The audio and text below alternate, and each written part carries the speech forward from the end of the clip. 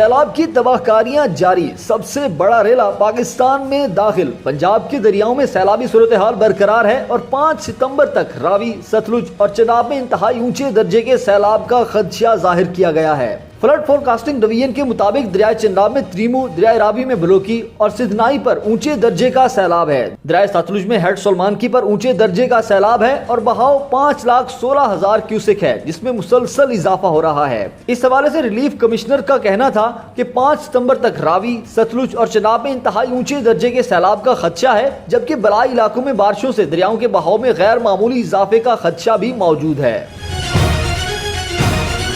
دوسری جانب flood forecasting division کا بتانا ہے کہ تریمو ڈیم 100% اور منگلا ڈیم 83% بھر چکا ہے۔ تربیلا ڈیم کا لیول 1549.78 جبکہ منگلا ڈیم 1126.5 فٹ ہے۔ بہاولپور نصیر آباد کے دونوں اطراف کے مقامی بند ٹوٹ گئے ہیں۔